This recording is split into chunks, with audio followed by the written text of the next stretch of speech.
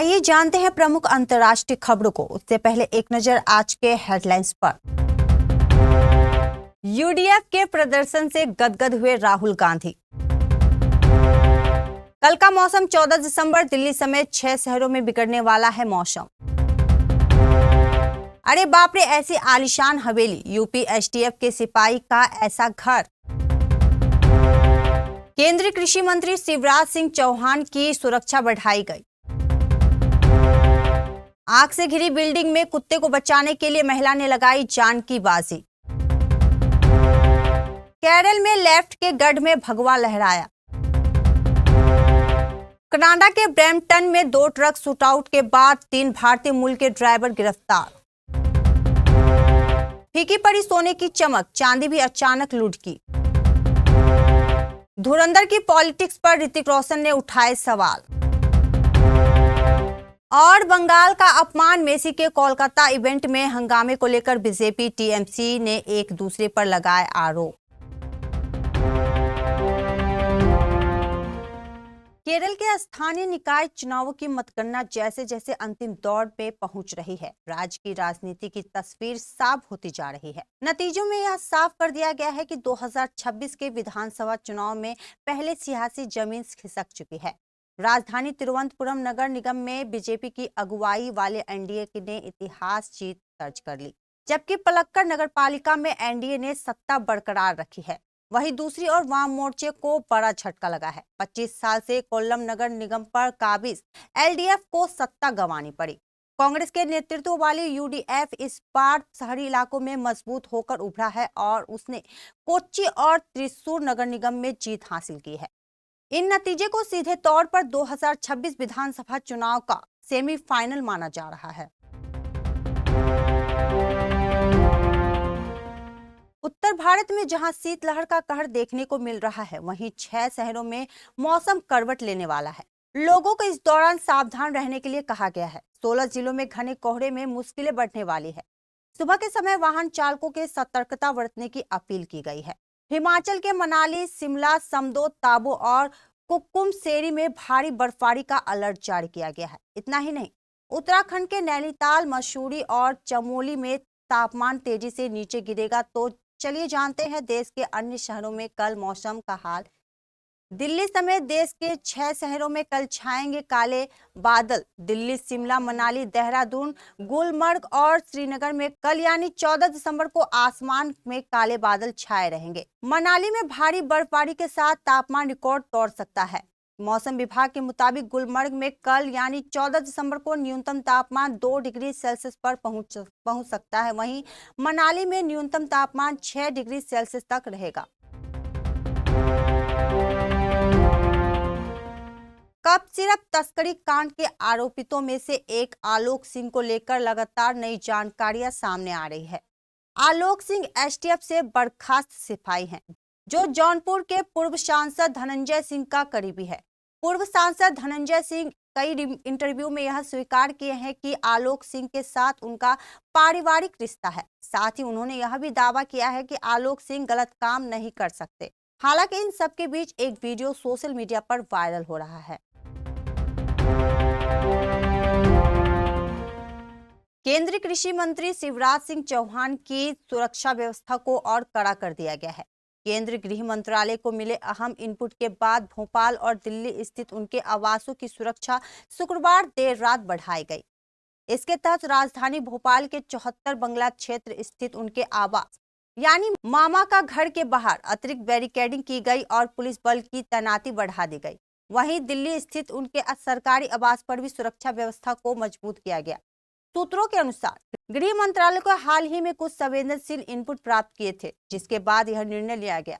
शिवराज सिंह चौहान पहले ही जेड श्रेणी की सुरक्षा के दायरे में है, लेकिन इसके बावजूद केंद्र सरकार ने अतिरिक्त सतर्कता बरतते हुए सुरक्षा समीक्षा के निर्देश दिए हैं। गृह मंत्रालय ने मध्य प्रदेश के डीजीपी, दिल्ली पुलिस के विशेष पुलिस आयुक्त और मध्य प्रदेश के मुख्य सचिव को सुरक्षा व्यवस्था की गहन समीक्षा कर आवश्यक कदम उठाने को कहा है।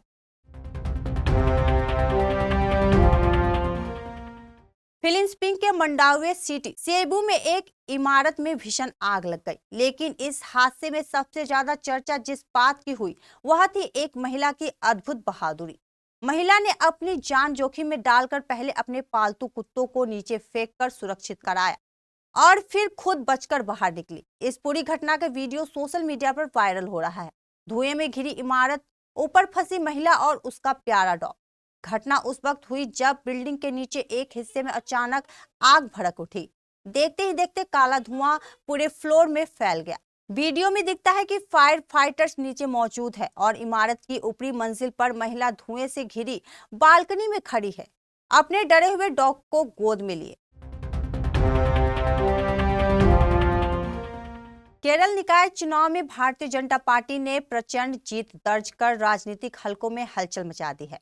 बीजेपी ने केरल की राजधानी और शशि थरूर के होम बेस तिरुवनंतपुरम म्यूनिसिपैलिटी में भारी जीत हासिल की। साथ ही लगातार 45 साल बाद लेफ्ट डेमोक्रेटिक फ्रंट का दौर खत्म हो गया। 101 सदस्य तिरुवनंतपुरम नगर निगम में बीजेपी सबसे बड़ी पार्टी बनकर उभरी है। इसके बाद सत्ताधारी वाम लोकतांत्रिक मोर्चा को सिर्फ 29 सीटें मिली। इस सीट की गिनती अभी जारी है। कनाडा के ओंटारियो प्रांत के ब्रैम्पटन शहर में हुए एक गोलीकांड ने पूरे इलाके में सनसनी फैला दी थी। पील रीजनल पुलिस के अनुसार इस फायरिंग मामलों में भारतीय मूल के 3 ट्रक ड्राइवरों को गिरफ्तार किया गया। यह घटना 2 ट्रक कारोबार को लेकर चल रही आपसी रंजिश से जुड़ी बताई जा रही है। पुलिस अब भी चौथे आरोपी की तलाश कर रही है और जांच के तहत फायरिंग का वीडियो फुटेज भी जारी किया गया है। दोनों गुटों में दक्षिण एशियाई समुदाय के लोग शामिल थे। लंबे समय से चल रही तनातनी उस रात खुलकर सामने आ गई और मामला हाथापाई से निकलकर गोलीबारी तक पहुंचा। वेडिंग सीजन के बीच सराफा बाजार में आसमान छू रही सोने चांदी की कीमत अब लुढ़कने लगी है। 13 दिसंबर को यूपी की राजधानी लखनऊ में सोना सस्ता हुआ है। बाजार खुलने के साथ आज सोने के भाव में 310 रुपए प्रति 10 ग्राम की कमी आई है। वाराणसी और मेरठ में भी सोने की कीमतों में गिरावट देखने को मिला है। आज चांदी के भाव में भी बड़ी गिरावट आई है। बाजार खुलने के साथ चांदी 6000 रुपए प्रति किलो लुढ़क कर 2 लाख के नीचे आ गई है। 13 दिसंबर को वाराणसी के सराफा बाजार में 24 कैरेट सोने की कीमत 260 रुपए प्रति 10 ग्राम टूटकर 1,32,550 रुपए प्रति 10 ग्राम हो गई है। 12 दिसंबर को इसकी कीमत 1,32,810 रुपए प्रति 10 ग्राम थी। बात राजधानी लखनऊ में सोने की कीमत की करें तो आज यहां 24 कैरेट सोने का भाव 310 रुपए कमी के बाद 1,33,130 रुपए प्रति 10 ग्राम हो गया। मेरठ में आज इसकी कीमत 1,33,140 रुपए प्रति 10 ग्राम है। फिल्म धुरंधर सिनेमाघरों में दमदार तरीके से चल रही है। इसे देखने के लिए ढेरों दर्शक थिएटर का रुख कर रहे हैं। हाल ही में ऋतिक रोशन ने फिल्म देखी थी और इसका रिव्यू शेयर किया था अपनी इंस्टाग्राम स्टोरी और फिर एक्स पर ऋतिक ने फिल्म को लेकर बात की थी। एक्टर ने फिल्म के पॉलिटिक्स से असहमति जताई थी। ऋतिक की पोस्ट वायरल हुई और यूजर्स के बीच चर्चा का विषय बनी। इसके बाद ऋतिक रोशन ने नया ट्वीट किया जिसमें उन्होंने फिल्म और इसके सितारे की तारीफ की। अब धुरंधर के डायरेक्टर आदित्य धर ने इस ट्वीट का जवाब दिया है।